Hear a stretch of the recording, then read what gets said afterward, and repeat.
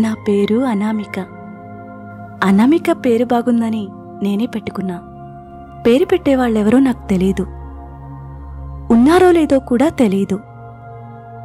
ఒక అనాథ కాదు, అందమైన అనాథని నేను. నాకు ఊహ తెలిసినప్పటి నుంచి నా ప్రపంచమే వేరు. చిన్నతనం చిలిపితనం ఎలా ఉంటాయో తెలీదు. నాకు తెలిసిందల్లా నా ప్రయాణం, అందులో నేను చేరుకోబోయే గమ్యం. నా గమ్యం ఈ బంగారపు పంజరంలో నుంచి విడుదల. నా గమ్యానికి నాకు మధ్య దూరం 3 మగాళ్ళు. నేను వాళ్లతో గడిపే ప్రతి క్షణం, వాళ్లతో అనుభవించే ప్రతి సుఖం నన్ను ఆ గమ్యానికి చేరువ చేస్తాయి. నా ప్రయాణంలో ఎంతోమంది మగాళ్ళని తృప్తిపరిచాను, కానీ ఏ ఒక్కడు నన్ను నా కోరికను తీర్చనేలేదు. తీరని కోరికలతో నేను వాళ్లతో గడిపిన ప్రతి క్షణం నాకొక నరకం. నన్ను తాకిన ప్రతి మగాడికి స్వర్గం చూపించా, కానీ నాకు మాత్రం మిగిలింది శూన్యం.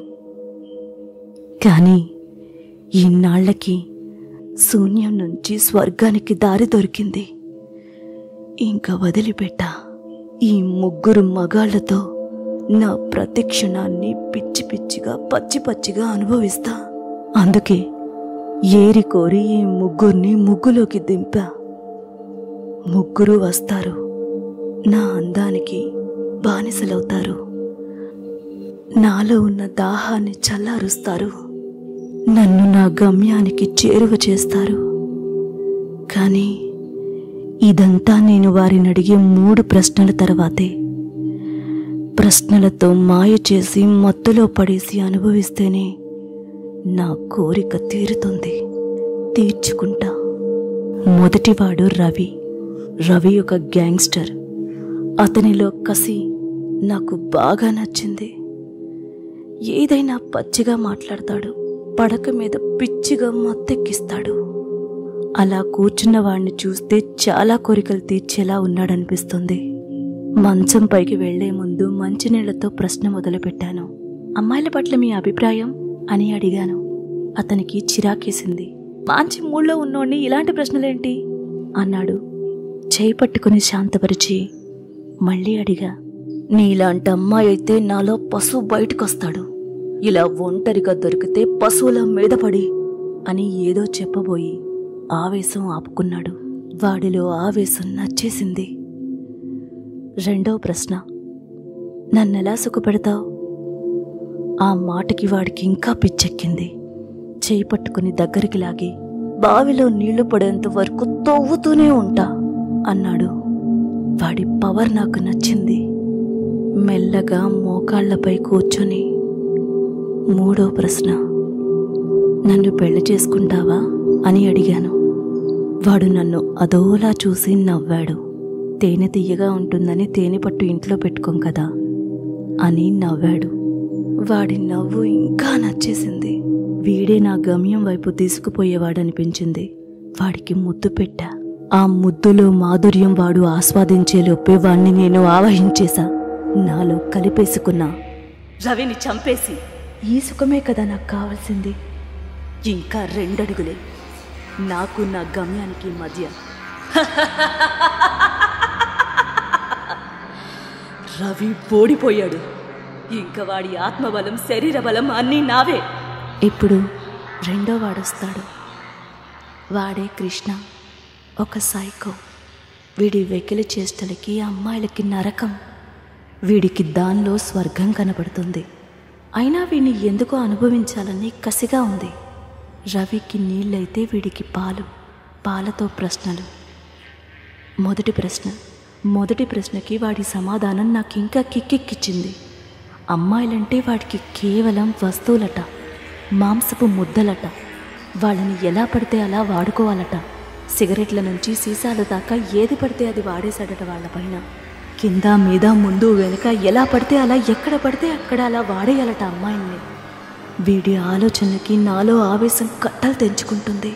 ఆగలేక తొందరగా 2వ ప్రశ్న అడిగేద్దాం అనుకునే లోపే వాడే నన్ను కూడా అలాగే అనుభవిస్తా అని ఒక వంకర నవ్వుతో చెప్పాడు. ఈ కసే నాకు చాలా అవసరం. వీడితో నా గమ్యం ఇంకా చేరువైందనిపించింది. మూడో ప్రశ్నకి వాడి సమాధానం నా గుండె వేగం ఒకేసారి పెంచేసింది. పెళ్ళైతే చేసుకుంటాడు, కానీ నాతో గడిపేది ఒకే రాత్రి, మిగతావన్నీ నా శవంతో గడుపుతా అని చెప్పగానే నాలో కోరిక కట్టలు తెంచుకొని ఒక్కసారిగా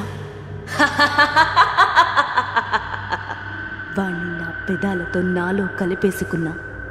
వాడిలోని పైశాచికత్వాన్ని నా శక్తిగా మార్చుకొని ఆఖరి వాడి కోసం ఎదురు చూసా. రవి, కృష్ణ ఇద్దరూ మగాళ్ళు కాదు, మృగాలే. నా దగ్గరకొచ్చిన ప్రతివాడు నన్ను పెళ్లి చేసుకుంటా అని చెప్పినవాడే. వాళ్లతో నాకేమీ ఉపయోగం లేదు.